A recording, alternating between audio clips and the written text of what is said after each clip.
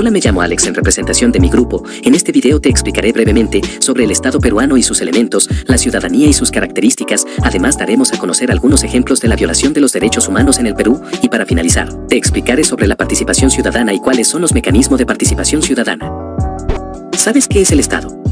El Estado es la organización de una sociedad que tiene 4 elementos importantes: el territorio, una población, soberanía sobre su sociedad y un gobierno conformado por instituciones en manos de autoridades. Según el artículo 43 de la Constitución, nuestro Estado es una república democrática social e independiente. La palabra república implica el cambio de autoridades elegidas cada cierto tiempo y que el poder emana de los ciudadanos. Que ésta sea democrática significa que los ciudadanos participan en la elección de estas personas. En nuestro caso, estamos en una democracia representativa. Es decir, los electores no toman las decisiones directamente, sino que escogen a representantes para que tomen decisiones en su nombre.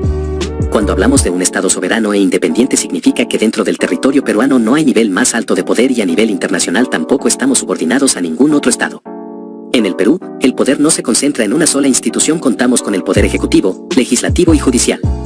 Para realizar las distintas tareas necesarias para mantener al Estado, a ellos se suman otros 10 órganos como el Tribunal Constitucional, que contrario a lo que se piensa no es parte del Poder Judicial, que son llamados organismos constitucionalmente autónomos. Estos funcionan con completa independencia de los poderes mencionados. Además, tenemos a los gobiernos regionales y locales, que tienen autonomía para resolver asuntos dentro de su competencia. ¿Qué es la ciudadanía? La ciudadanía es la condición que se otorga al ciudadano de pertenecer a una comunidad organizada. El término comunidad, según Biolich, es un grupo de personas que viven en un área geográficamente específica y cuyos miembros comparten actividades e intereses comunes, donde pueden o no cooperar formal e informalmente para la solución de los problemas colectivos. Históricamente, la ciudadanía ha tenido 3 características. El primero trata de la participación en las decisiones de la vida social, remontándose al surgimiento de la democracia en la Atenas clásica. La segunda característica se refiere a los derechos que el Estado y sus ciudadanos deben garantizar y respetar, realidad que se reflejó en la Revolución Francesa de los siglos XVII y XVIII. Finalmente, la tercera característica, la ciudadanía, se refiere a la pertenencia a una comunidad, siendo esta la concepción más actual. Un ciudadano es aquel ser humano miembro de una comunidad que posee derechos y deberes. Es un ser autónomo que no está sujeto a nada ni a nadie a la hora de tomar decisiones. En base a los derechos y deberes de los ciudadanos se concluye que los ciudadanos pueden exigir al Estado garantizar el cumplimiento de las leyes y el reconocimiento y protección de sus derechos. Pero al mismo tiempo, el Estado tiene el derecho de exigirle al ciudadano aceptar y obedecer la Constitución y las leyes, ejercer con responsabilidad sus derechos, la defensa de la soberanía y la preservación de la seguridad nacional y de los valores. Entre las características de ejercer una ciudadanía plena se puede destacar: participar en la vida política y comunitaria del país, respetar los derechos ajenos y no abusar de los propios, colaborar con el buen funcionamiento de la administración de justicia, defender y difundir los derechos humanos como fundamento de la convivencia pacífica, proteger los recursos culturales y naturales del país y velar por la conservación de un ambiente sano. Ahora veremos algunos casos de violación de derechos humanos en el Perú. En el Perú, durante los años 1980 a 2000 se vivió una etapa de violencia sin precedentes. La guerra entre el Estado y los grupos subversivos desencadenaron muchos casos de violaciones a los derechos humanos.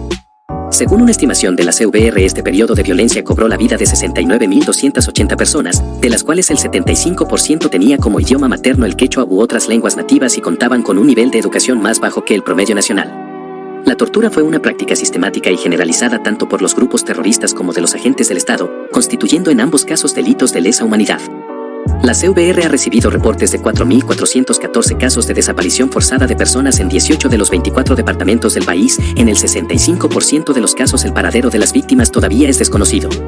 Los atentados de violencia sexual se dieron por integrantes de los grupos subversivos como por agentes del Estado, quienes cometieron actos de violencia sexual y abuso contra mujeres durante las incursiones en las zonas de emergencia, así como durante las detenciones y los interrogatorios.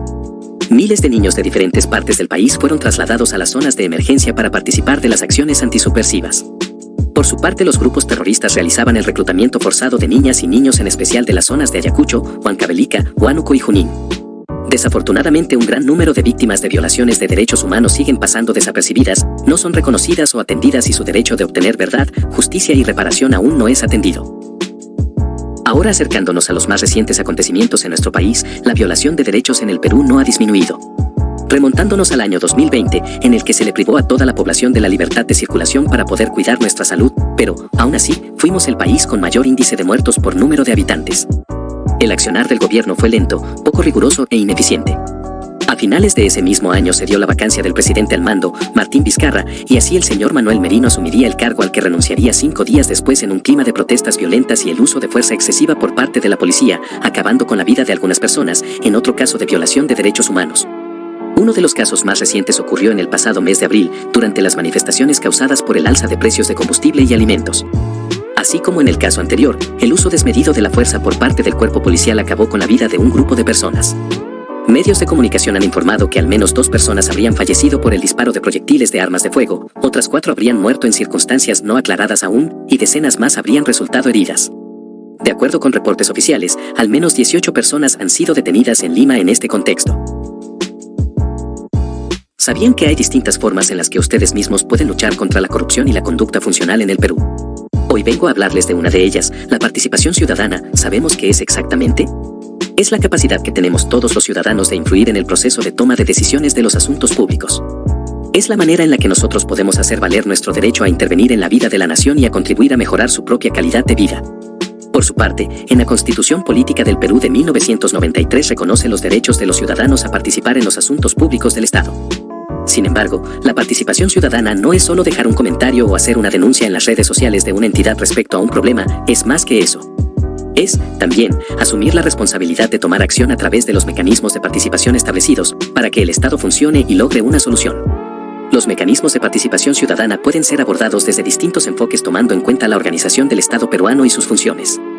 En los asuntos públicos del Estado se establecen en nuestra legislación a través de la Constitución de 1993 y a través de la Ley de los Derechos de Participación y Control Ciudadano, Ley número 26.300. Se establece que los ciudadanos tienen derecho a participar en los asuntos públicos mediante los mecanismos de participación ciudadana. Entre los más conocidos, podemos distinguir a los siguientes: iniciativa de reforma constitucional, iniciativa en la formación de las leyes, referéndum, iniciativa en la formación de dispositivos municipales y regionales, consulta previa, revocatoria de autoridades, remoción de autoridades, consejos de coordinación regional, presupuestos participativos, demanda de rendición de cuentas, acceso a la información pública, entre otros. ¿Y tú qué esperas para participar por un mejor país? Si te gustó este video, no te olvides dejar tu like y compartir.